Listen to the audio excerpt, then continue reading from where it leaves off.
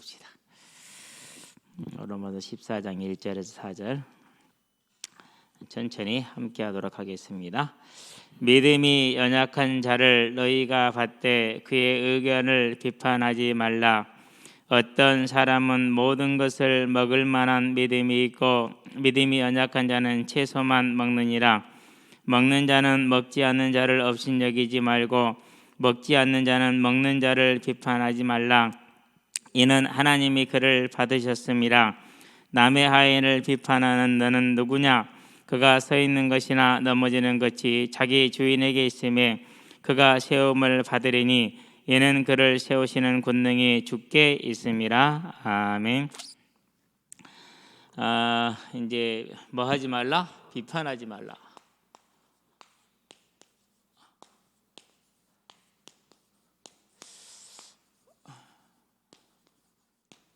아마 판단이겠죠. 판단. 같은 교회 안에 있는 사람들 간의 문제가 됐기 때문에요. 자, 그러면 이제 오늘은 이제 좀 12절까지 볼 건데 로마 교회의 구성을 한번 봐요.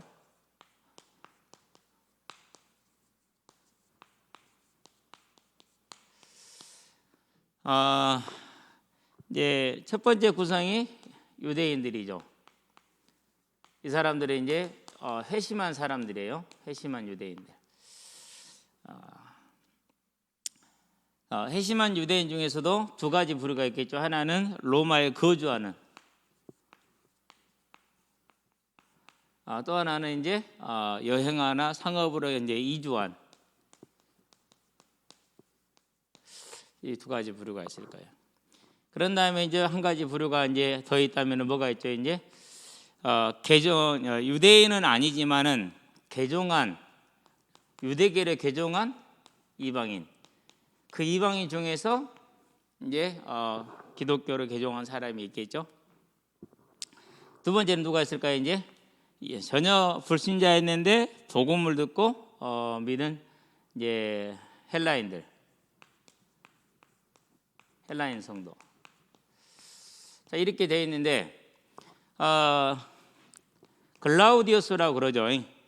글라우디우스라고 49년에 로마에서 유대인 추방 명령을 내렸어요. 이유는 뭐냐면은요, 믿지 않는 유대인과 믿는 유대인, 그 사람들한테는 뭐 상관없겠지만 그것이 형제에게는 사회적인 갈등이 일어났어요. 그래서 이것이 로마 사회를 어지럽힐 수 있다라는 판단하에서 모든 유대인을 추방한 거예요. 로마에서 모든 유대인을. 그리고 이 글라우디우스가 이제 54년에 죽죠. 그러고 이제 네로가 황제가 되죠. 이때 이제 추방당했던 유대인들이 로마로 뭐 하겠죠? 이제 귀환을 했어요. 자기들의 삶의 근거지들이 다 여기에 있잖아요. 돌아온 거예요. 자, 그러면은 추방당했었을 때 로마 교회가 어떻게 되어 있죠? 추방당했을 때는 누구만 남아있는 거예요? 헬라인 성도만 로마의 교회에 남아있는 거죠.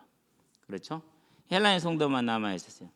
그러다가 5년 후에 유대인들이 돌아와서 이제 하나가 무리로 섞여졌어요. 자, 이제 여기에서 이제 뭐가 남는 것이 생기는 거예요? 여기에서 갈등이 생기는 거예요. 갈라디아서 2장 11절부터 베드로가 보여줬던 부분이나 사도행전 10장에서 베드로가 환상을 보고 잡아먹으라 할 때 이런 것들 안 잡아먹는다 하는 부분이나 11장에서 로마 교회가 예루살렘 교회가 총회를 열었던 이유가 뭐였죠? 이방인에 대해서 복음이 구원이 있는가 없는가 이 문제를 논의했었단 말이죠. 그리고 12장에 뭐가 나오죠? 사도행전 12장에 보면은 그럼 이방인들에게 지킬 규례를 우리가 정해주자 해서 세 가지를 정하죠. 우상을 섬기지 말 것과 이렇게 뭐 피를 금할 것과 이런 건 세 가지를 얘기를 해주잖아요. 자, 그만큼 예루살렘 교회 내에도 어려운데 이처럼 추방당했다가 긴 공간에 있다 돌아왔단 말이죠. 그래서 문화적인 차이도 있거니와 이런 어떤 게 문제적이 있어가지고 로마 교회 자체는 상당히 하나로 섞어지는데 어려움을 많이 겪고 있었어요. 어려움을 많이 겪고 있었죠.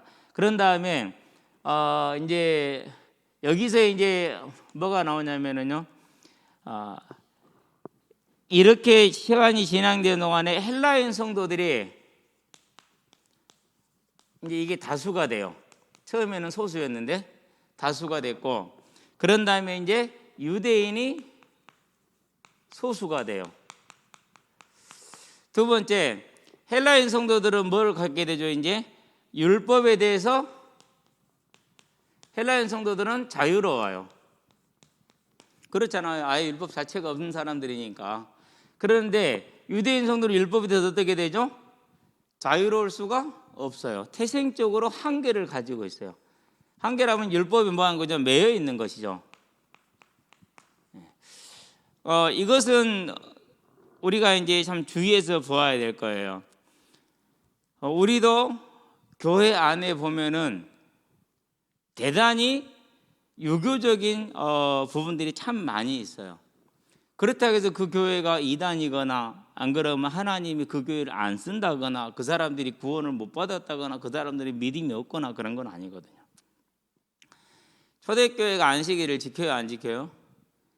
언제 모이죠? 주로 안 쉬고 다음 날 모이고. 안식일 지켰던 소리 안 지켰던 소리요? 안식일 지켰던 소리요. 왜 안식일을 지키게 돼요? 그날을 안식일로 지키는 게 아니라 그날은 다 아무도 안 움직이지 않기 때문에 뭐 하는 거죠? 이제 할 수가 없는 게 없어요. 6월절, 수장절, 오순절은요 다 지켰어요. 절기들을. 그게 유대인 성도들이에요. 쉽게 안 버려져요, 그것이. 그러면은 하나님이 그들을 안 썼느냐? 베드로 보세요. 써요, 안 써요? 쓰신다니까요. 이게 이제 우리가 생각하는, 우리는 하나님을 주인으로 섬기기보다는 우리가 만든 틀을 오히려 주인으로 섬길 때가 훨씬 많아요. 상당히 주의해야 될 부분인데 이제 그런 문제가 실은 이제 이 교회 안에 들어온 거죠. 자, 그래서 이제 이런 상태 속에 있다라는 것을 우리가 이제 생각을 하고, 그러면서 여기서 이제 한 가지를 더 보고 가야 돼요. 뭘 보고 가야 되느냐? 세 번째, 믿음이 강한 자. 믿음이 강한 자는 이방인 성도를 말하는 거예요. 그리고 약한 자, 유대인 성도를 말해요. 왜 이렇게 구분이 됐느냐? 아직도 많이 매여 있는 게 누구죠? 유대인 성도들이죠. 그래서 약한 자로 표현을 했고, 소수가 누구죠? 유대인 성도들이죠. 그래서 약한 자로 표현을 하고 있어요. 그래서 저와 여러분들은 이제 이런 사실을 알고 그러고 보는데, 유대인 성도들은 음식에 대한 규례가 지금도 남아 있고 날에 대한 규례도 남아 있어요. 그런 상태에서 예수를 믿어요. 그리고 이방인들은 아예 그게 없었어요. 그러고 예수를 믿으니까 음식에 대한 제한도 없고 날에 대한 제한도 없어요. 그게 이제 한 자리에 모이니까 어떻게 되죠? 이제 서로가 서로를 이해하지 못하게 되는 이제 그런 이제 갈등의 관계를 가지고 왔다라는 것을 우리가 알고, 그러고 자 1절을 들어가 볼게요. 그런 상태에서 자 1절, 믿음이 약한 자를 너희가 받되 그의 의견을 비판하지 말라, 이렇게 얘기를 했어요. 이제 대다수의 헬라인 성도들한테 먼저 얘기를 하고 있는 것이죠. 이것은 명령형으로서 했는데 받되라는 말은 무슨 말입니까? 성도로서 나와 동일한 성도로 뭐 하라는 거예요? 인정을 하라는 거예요. 인정을 하라는 거. 이제 이게 교회 안에 상당히 중요한 문제이죠. 할렐루야 기도원에 이렇게 놀러를 가잖아요. 청년회 때 이제 한 달에 한 번씩 가야 되니까 가면은 대단한 자부심을 가지고 있어요. 무슨 자부심을 가지고 있어요? 다른 목사들은 이런 능력 없다라는 거야. 근데 우리 김기아 원장은 이런 능력이 있다라는 거야. 자기들은 그 김기아 원장을 따르는 구별된 존재로 대단한 그 자부심을 가지고 있고 그래요. 어느 정도까지냐? 그래서 김기아 원장을 서운하게 하면 하나님을 서운하게 한 거다. 그러면 자기 교회 목사 서운하게 한 것은 하나님 서운하게 한 거 아닌가? 내가 성도를 서운하게 한 것도 하나님 서운하게 한 거랑 똑같은 거거든요. 근데 그게 그렇지 않아요. 이렇게 어디로 빠져들어가요? 복음 아닌, 본질이 아닌 사람을 우상화하는, 자기가 속한 단체를 우상화하는, 자기들만이 가지고 있는 치유의 은사라는 그것을 우상화시키는 믿음에 금방 들어가게 되어 있어요. 똑같은 거예요. 그러니까 시대와 상황이 다를 뿐이지. 그래서 보면은요, 거기에서 이제 오직 김기화 외에는 나머지는 목사하고 뭐 상관없어. 전부 다, 물론 그러겠죠. 전부 다 이제 병 고치러 왔으니까. 그런 이제 어리석음을 보았는데요. 그럼 고쳤느냐? 못 고쳐요. 평생을 종로로 타다가 그 병으로 죽는데 그냥 종로로 타는 거 아니에요. 재산과 삶을 다 거기다 뭐예요? 거기다 바쳐요. 그러고 이제 장래가 이제 죽죠. 자, 그러면 죽으면 이제 그 불평하면 돼야 안 돼요? 그럼 믿음 없는 놈이야. 그래서 여전히 대를 이어서 뭐 해야 돼요? 기도원에 충성해야 돼. 그래야 믿음이 있어. 그래야 하나님을 기쁘게 하는 거야. 내가 그걸 보면서 그거 깨지라고 고생 많이 했어요. 욕도 많이 먹었고. 근데 어쨌든 간에 여기서 받는다라는 말은 나와 동일하게 여기라는 뜻이에요. 네가 하나님을 사랑을 받는다고 여기느냐? 그도 하나님의 사랑을 받는다고 똑같이 얘기를 하는 말입니다. 그런 것을 말합니다. 자, 의견을 비판하지 말라 이렇게 얘기를 하죠. 자, 의견을 비판하지 말라라는 말은 무슨 말입니까? 그 사람에 대해서 너 이건 맞고 이건 틀렸다 비판이란 건 뭐죠? 옳고 그름을 가리는 거잖아요. 그렇죠? 예, 옳고 그름을 가리는 걸 말이죠. 자, 그러면은 옳고 그름 우리는 선악이라고 표현을 한단 말이에요. 자, 이게 누구한테 속한 거죠? 물론 바로 다음에 나오겠지만은 이것은 분명히 야고보서에 보니까 4장 11절 12절에 하나님의 것이죠. 자, 창세기를 볼까요? 3장 4절에서 6절이죠. 뭐가 나오죠? 절대 죽지 아니하리라. 그것을 먹는 날에는 너희 눈이 밝아져 무엇과 같이 되리라. 하나님과 같이 되어 선악을 알 줄을 그랬어요. 선악을 알 줄을 하나님이 아심이니라. 이렇게 거짓말했어요, 사단이. 그러니까 비판한다, 선악을 구분한다라는 것은 누구의 영역이라는 거요? 그건 창조주의 영역이에요. 그래서 나중에 재림의 때 심판을 누가 하죠? 예수님께 심판이 있죠. 예수님이 누구라는 거예요? 그분이 창조주 하나님이라는 거예요. 이제 이렇게 연결이 되거든요. 그래서 우리가 남을 비판하는 것은 교회 안에서 가장 일반적인 뭐가 되는 거예요? 큰 죄가 되는 거예요. 아주 큰 죄. 하나님의 주권을 침범하는 아담이 지었던 선악과를 따먹는 죄와 같은 죄라고 설명은 좀 그렇지만은 비슷한 죄가 되는 거예요. 그래서 비판하면 안 되는 거죠. 그래서 하지 말라고 그러잖아요. 어떤 사람은 모든 것을 먹을 만한 믿음이 있고 믿음이 연약한 사람은 채소만 먹느니라. 유대인 성도들은 왜 채소밖에 먹을 수가 없었는데 일단 돼지고기 안 먹죠. 그런 다음에 소나 양을 먹는 데 문제가 있는 것은 시장에 나와 있는 것이죠. 도축하는 방법이 이스라엘의 방법하고 달라요. 자, 이슬람들은 아무 고기 정육점에 가서 소고기 사요, 못 사요? 우리나라에서 안 사요. 왜 안 사죠? 자기들이 하는 정결 의식을 행하지 않고 소를 도축했기 때문에 이 고기는 먹을 수 있는 고기가 아니에요. 안 먹어요. 아니, 못 먹는 거예요. 똑같아요, 이스라엘도. 그래서 도축의 방법의 차이와 또 우상에게 드려진 제물들이 시장에 많이 나와서 그러니까 아예 뭐 해버린 거예요? 그냥 육류 자체를 닫아버린 거야. 그래서 안 먹었어. 그래서 채식을 하게 되는 거예요. 채식을. 뭐 채식만 해도 콩이라도 이런 걸 통해서 충분히 단백질이 뭐죠? 섭취가 되기 때문에 큰 문제는 없죠. 어쨌든 간에 이제 믿음이 연약한 사람은 채소만 먹느니라. 그래서 유대인들은 육류를 못 먹게 된 겁니다. 자, 어떤 사람은 모든 것을 먹을 만한 믿음이 있죠. 원래 그 사람들은 뭐였어요? 그게 믿음이 안 그러면 그냥 삶이었어요. 원래 삶이 그랬어요. 믿음 아니었어요, 그게. 원래 삶이 그랬지. 그래서 자, 이런 것들은 개인의 신앙의 무슨 문제예요? 분량의 문제예요. 그 개인의 신앙의 분량의 문제지 이것이 어떤 구원의 조건에 해당되거나 복의 조건에 해당된 것 아니다? 아니라는 거예요. 즉 신앙의 뭐라? 본질적인 문제가 아니고 해도 그만, 안 해도 그만인데 더 중요한 건 뭐죠? 하나님은 뭘 보시는 하나님이에요? 중심을 보시는 하나님. 그래서 어떤 사람은 모든 것을 먹어요. 바로 밑에 나오죠. 이제 어떤 사람은 채소만 먹어요. 자, 다 뭐 때문에 그러는 거예요? 누구를 위해서 그래요? 다 주를 위해서.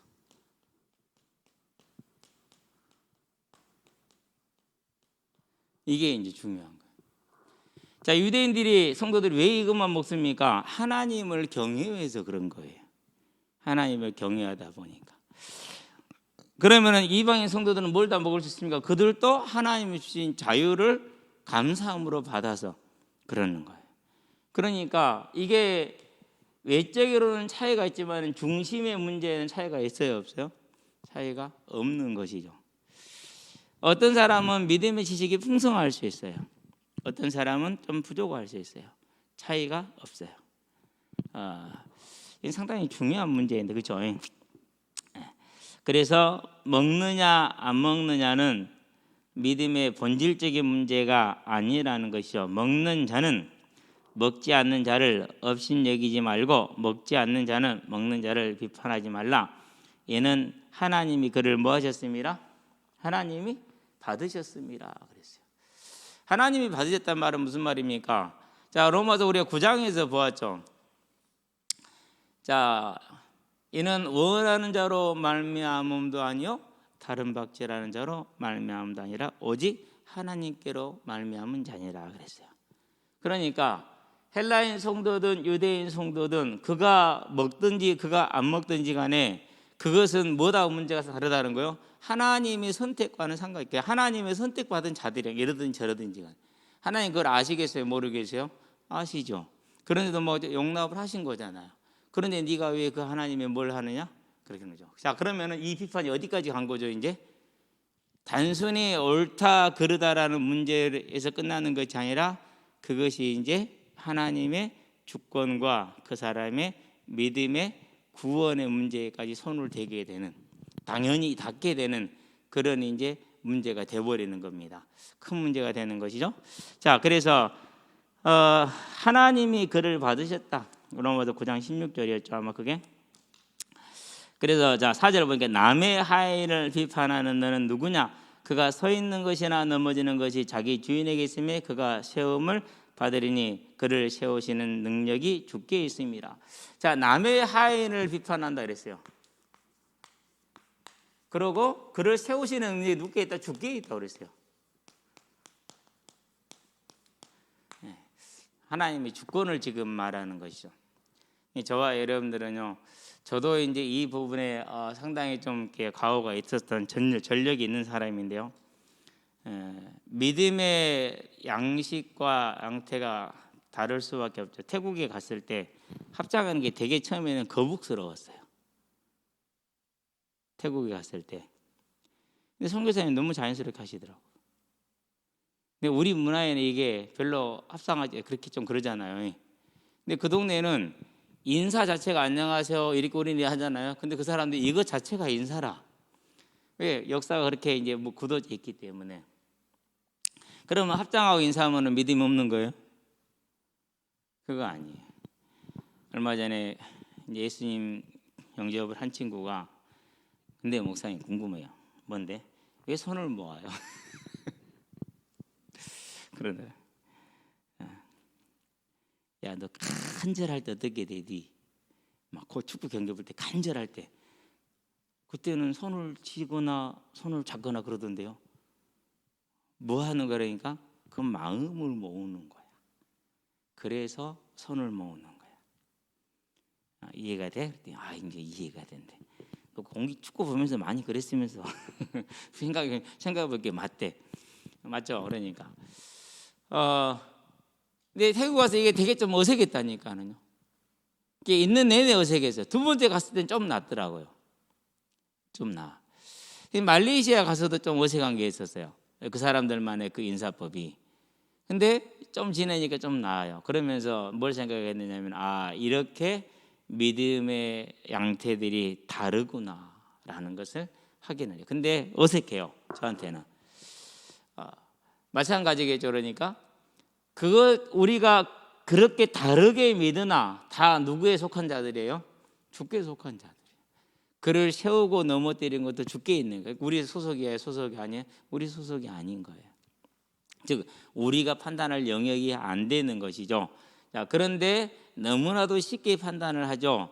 이 죄만큼 교회 안에서 큰 죄가 드물어요. 두 가지 죄 중에 하나예요. 하나는 이제 뭐 나중에 얘기 나오겠죠. 이제 자, 4절 그랬어요. 누구에게 주인에게 있다라는 것을 보여주죠. 5절 볼까요? 어떤 사람이 이 날을 저 날보다 낮게 여기고 어떤 사람은 모든 날을 같게 여기네. 각자 자기 마음으로 확정할지는 상관이 있다 없다? 상관없다라는 말이에요. 예. 왜 상관이 없냐? 다 나와요. 이제 6절에 보니까 뭐라고 말합니까? 나를 중히 여기는 자는 누구를 위해서요? 예, 하나님을 경외해서. 그렇지 않은 자는 누구를 위해서요? 예. 여기고 먹는 자도 주를 위하여 먹고 이는 하나님께 감사하며 먹지 않는 자도 주를 위하여 먹지 아니하며 하나님께 감사하니라. 그러니까 이렇게 하든지 저렇게 하든지 간에 하나님을 경외하고 그러며 하나님께 감사하며 그의 뜻을 따르려는 것은 뭐하다는 거요? 그건 같다라는 거예요. 표현되는 모양은 다를 수 있으나 표현되는 모양은 이제 다르죠. 내가 살아온 삶에서 제약이 되어 있겠죠. 그렇죠. 그런 것들이. 그래서 어머님을 보니까 예수님을 이제 영접을 하시고 나서 신앙생활 하시는데 꼭 하는 모습이 옛날에 절에 다니는 모습하고 같아. 근데 뭐가 바뀌었어요? 이제 주인이 바뀌었어. 주인이. 그를 보면서 아 그렇구나라는 걸 보겠더라. 저와 여러분들은 보면은 돼요. 정말 나를 중히 여기고 먹는 것을 또 이렇게 가리는 사람도 하나님을 경외해서 그러는 거고 그 사람이 괜히 그래 한 거는 하나님 때문에 그래. 하나님 때문에 그런 거거든요. 그렇지 않은 사람도 하나님 때문에 그러고 그러니까 똑같다라는 거예요. 이것을 뭐해라? 이해하고 수용할 수 있는 심령을 가져라라고 얘기를 하고 있는 것이죠. 자, 그런 다음에 7절을 볼까요? 우리 중에 누구든지 자기를 위해 사는 자가 없고 자기를 위하여 죽는 자도 없다 그렇게 얘기를 했어요. 사나 죽으나 누구의 것이라고요? 그렇죠. 주님의 것이라는 것이죠. 유대인 성도도 자기를 위해 살지 않고 죽지 않고 헬라인 성도도 자기를 위해 죽지 않고 살지 않고 그런데 모양은 믿는 모양은 다르고 그러면 그 믿는 모양 때문에 너는 틀렸고 나는 맞아서 할 수 있어요? 없어요? 없는 거예요. 8절 우리가 살아도 주를 위해 살고 죽어도 주를 위하여 죽나니 그러므로 사나 죽으나 우리가 주의 것이로다 이렇게 얘기를 했어요. 온전히 주를 위해서 먹든지 마시든지 뭘 하든지 뭘 해라? 하나님의 영광을 위해서 하라. 고린도전서 10장 31절인가요? 그렇죠? 그러니까 먹든지 마시든지 무엇을 하든지 간에 하나님의 영광을 위한 삶. 13절인가요? 31절인가요? 13절인가? 저와 여러분들은 그래서요 먹든지 마시든 무엇을 하든지 하나님 영광을 위한 삶을 사는 사람들이기 때문에 그 모습이 좀 다르다고 해서 그것을 이상하게 여기지 않게 되기를 바라고 그 누구는 맞고 누구는 틀렸다 이렇게 말하지 않게 되기를 바랍니다. 자 9절을 봅니다. 이를 위하여 그리스도께서 죽었다가 다시 살아나셨으니 그랬어요. 자 이를 위하여 그랬다라는 것은 우리가 사나 죽으나 주를 위한 삶으로 바뀌게 하기 위해라고 그랬죠. 그래서 고린도후서에 보니까 5장 15절에 뭐라고 얘기를 하고 있죠? 자기를 위하여 살지 않고 자기를 위하여 죽으신 주를 위하여 살게 하려 하심이라 했어요. 예수님께서 십자가를 지시고 죽으시고 부활하신 것은 우리가 우리를 위하여 살지 않고 이것을 히브리서에는 뭐라 표현했어요? 2장 14절에서 18절에 보니까 육신으로 오셔서 죽기를 무서워하여 일평생 종로로 타는 자들을 뭐하려 하심이라? 놓아주려 하심이라 그렇게 얘기를 했어요. 주님께서 십자가 대속의 고난을 당하시고 그리고 다시 살아나신 부활하신 목적 즉 창조의 능력이 동원된 이유가 어디에 있다고요? 하나님의 뜻이 무엇이라고요? 우리로 하여금 나를 위한 삶 사단의 종된 세상에 속한 삶이 아니라 하나님을 향한 삶, 하나님을 예배하는 삶, 하나님의 나라와 의를 위한 삶으로 변화되게 하려고 그랬어요. 그러는데 모습은 다르나 그들의 중심은 뭐 하는 거야? 다 같다. 그렇기 때문에 드러난 겉모습을 가지고 뭐하지 말아라. 그 중심, 주를 위한 삶, 이 하나님의 목적을 부인하지 마라. 내가 사는 방식은 하나님 위한 삶이 맞고 네 방식은 하나님의 삶을 위한 방식이 아니라고 뭐하지 마라. 네가 하나님 되지 말라는 것이죠. 예. 근데 너무 우리는 그걸 크게 겪었기 때문에 저도 그걸 생각을 하면서 참 잘못됐었구나라는 생각을 많이 합니다. 10절 네가 어찌하여 9절 하지 않았구나. 곧 죽은 자와 산 자의 주가 되려 하심이라 이렇게 얘기를 했어요.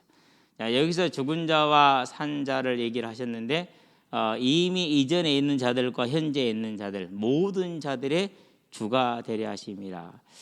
모든 자의 주가 되셨다는 얘기는 무슨 말입니까?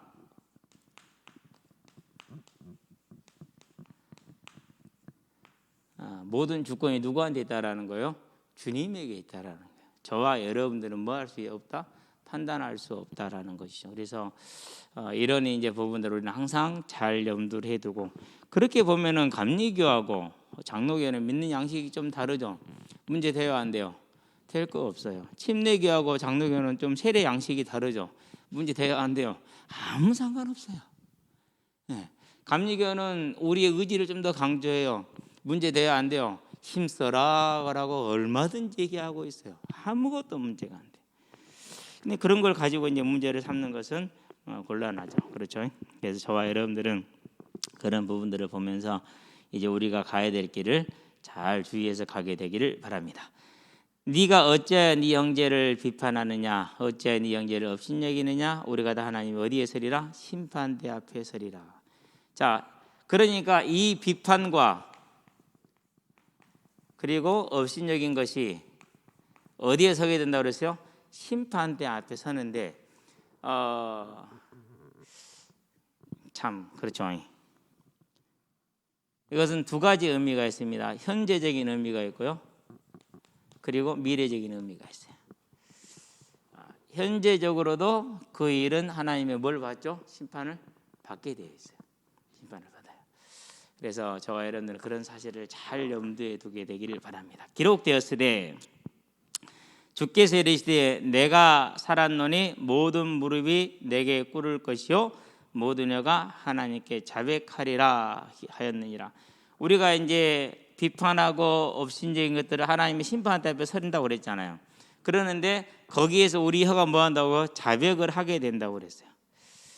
자, 이게 이제 이 자백하다라는 말에는 뭐가 들어있느냐면 두 가지 의미가 있어요. 말 그대로 내가 한 일을 내가 스스로 인정하는 것이죠. 그리고 진술하는 거예요. 내가 인정하고 내가 진술해요. 또 하나는 무슨 뜻이냐? 이 찬양하다라는 뜻이 있어요. 하나님이 우리가 행한 것을 행위대로 뭐 하신다고 갚으신다고 그랬잖아요. 판단하신다고 그랬잖아요. 그런데 그것은 뭐 하다는 거예요? 공의롭기 때문에 인정하지 않을 수가 없는 거예요. 저와 여러분들 앞으로 이제 영원히 죽게 될 이제 죽게 돌리게 될 우리 스스로가 우리의 일을 진술한다는 뜻도 되지만 또 한편으로는 하나님이 우리의 일을 판단하시겠죠. 이런 비판하고 업신적인 것들에 대해서 거기에 대해서 옳습니다라고 뭐 하는 거예요? 시인하는 거예요. 찬양하다라는 거, 그 공에 대해서 이 두 가지를 함께 가지고 있어요. 그때 가서 저와 여러분들이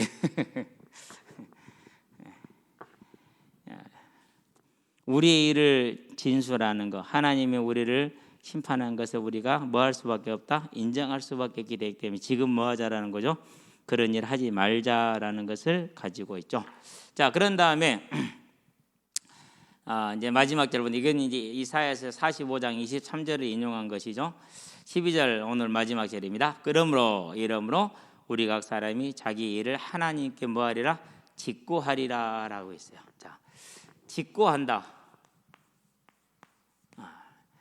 이것은 뭐냐면 장부에 있는 그대로, 장부에 적힌 그대로 세밀하게 보고한다는 뜻이요.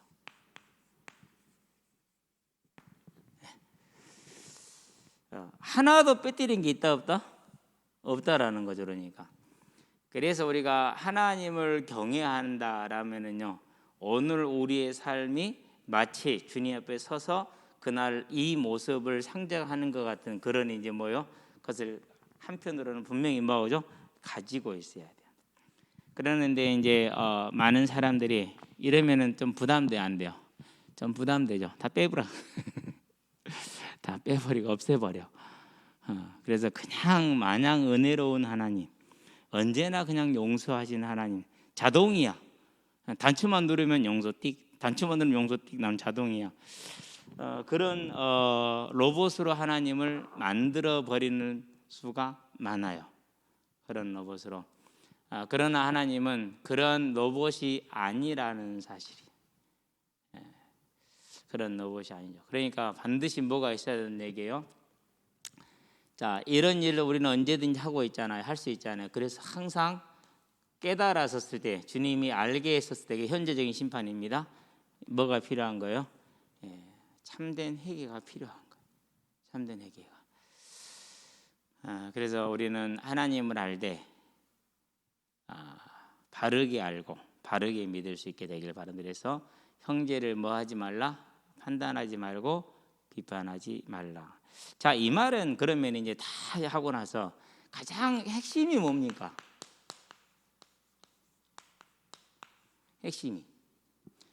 핵심이요, 다른 것이 아니에요. 이거예요. 유대인과 헬라인 간에 좁혀지지 않는 관계가 실은 이거 문제이지, 다른 문제가 아니에요. 이거 문제. 그러니까 하나님이 우리를 사랑하셨다라는 그 사랑이 어떠한 사랑인가를 이제 알 수가 있죠. 우리는 나하고만 좀 달라도 어떻게 돼요? 그러면은 뭐 하나님도 필요 없어. 내가 하나님이 돼버려. 뭐가 없어서 그러는 거예요? 이걸 몰라서 그러는 거예요. 없는 게 아니라 모르는 거예요. 존재할 리가 없어요. 그러니까 없으면 모르니까. 저와 여러분들은 그래서요, 이제 우리의 이런 모습을 회개한다라는 것은 그냥 내가 잘못했습니다라는 그런 정도가 아니에요. 내 안에는 하나님이 죄인된 나를 사랑하셔서 육신으로 오시고 고난과 멸시를 당하시고 십자가의 죽음의 고통을 당하신 그 사랑이 뭐 하는 거예요? 존재하지가 않는다라는 것을 봐야 돼요. 그래서 나는 복음하고 거리가 아주 먼 사람. 안 그러면 복음을 알기는 아는데 예수님하고 안 닮은 사람, 안 닮았기도 했고 안 친하기도 한 사람. 그러니까 사건과 문제를 만났었을 때 그 사건과 문제가 우연히 일어나진 않죠. 하나님의 세밀한 모습이요, 계획하에 허락하에 일어나죠. 그러면은 우리는 거기서 뭐 합니까? 이제 이 또한 지나가겠죠. 그런데 그냥 지나가면은 또 와요. 그냥 지나가면 안 돼요. 어떻게 지나가야 돼요? 봐야 돼요. 뭘 봐야 돼요? 하나님 앞에서 내 자신을 잘 세밀하게 봐야 돼요. 세밀하게. 그래서 내 안에는, 그래서 그러잖아요. 내 입술은 주님 닮은 듯하나 내 마음은 악하여. 저는 그 찬양의 가사를 보고 있으면은요, 이분이 참 깊은 어떤 뭐라고 할까, 이렇게 묵상 가운데 들어가서 자신을 보았다.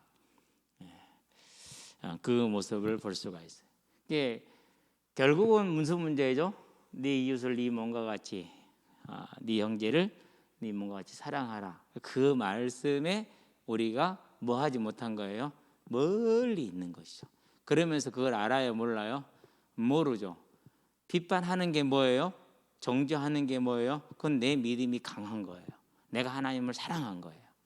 근데 그게 진짜 믿음이에요? 진짜 하나님 사랑이에요? 안 그러면 자기 도취예요. 틀린 길이에요. 그게. 그만큼 사단은 어느 순간 우리 안에 쑥 들어와서 주인 노릇을 해요. 이게 이제 집단 체면이 돼버리면은, 그러면 이제 고치기 불가능하죠. 쉽게 말해서 어떤 단체가 돼버렸어. 그런 생각과 그런 사상이 하나의 뭐 교단이 되거나 단체가 되잖아요. 그러면 그 안에 들어가면 못 빠져나오는 거예요. 진짜 기적 아니면 못 나와요. 그래서 신천지 있는 사람들이 이번에 사건 겪었지만 나와요, 안 나와요? 안 나와요. 그게 그러는 거예요. 저와 여러분들에서요. 결국은 무슨 문제입니까? 결국은 이 문제예요. 형제를, 하나님을 사랑하느냐, 그렇지 않느냐, 그 문제예요. 저와 여러분들은요, 이 사실을 언제나 염두에 두고 유의하면서 사시기를 주의 이름으로 축원드립니다. 기도합시다. 살아계신 아버지 하나님, 로마 교회가 안고 있었던 문제는 지금 우리가 안고 있는 문제임을 고백합니다. 하나님을 사랑하기를 원하되 그 사랑을 우리가 알지를 못하고 하나님의 사랑을 받아서 형제를 사랑하기를 원하되 그 하나님의 사랑을 알지 못함으로 또 우리는 하나님을 사랑한다는 명목과 미명하에 사단의 종로로 타는 때가 너무나 많은데 이러한 우에서 이러한 악함에서 우리가 벗어날 수 있도록 하나님께서 항상 우리의 마음에 지혜를 더하시셔서 하나님의 말씀을 따라 오직 하나님을 사랑하되 그 사랑으로 형제를 사랑할 수 있는 믿음의 사람이 되어 세상의 빛과 소금이 되고 하나님의 교회를 든든히 세워서 다시 오라는 주의 언약을 이루어가는 귀한 하나님의 나라를 이루어갈 수 있도록 주님 오늘 우리를 붙드시고 일생 붙드시고 인도하시기를 그리스도신 예수의 이름으로 기도합니다. 아멘. 이제는 우리 주 예수 그리스도의 십자가 대속의 은혜와 죄인을 위해 독생자 예수를 아끼지 않고 내어주신 하나님 아버지의 무한하신 사랑과 지금도 죄인을 생명과 의와 영화의 길로 인도하시는 성령의 내주교통 역사하시니 오직 하나님을 사랑하고 이웃을 내 몸처럼 사랑하여 하나님의 뜻을 이루어 하나님의 교회를 아름답게 세우며 하나님의 성도를 아름답게 섬기며 이 세상의 빛과 소금의 사명을 감당함으로 복음을 증거하여 다시 오는 주의 언약을 이루게 될 우리 모든 대학 청년들과 이들의 나아갈 복음의 진로 위에 지금으로부터 영원토록 함께 계실지어다. 아멘.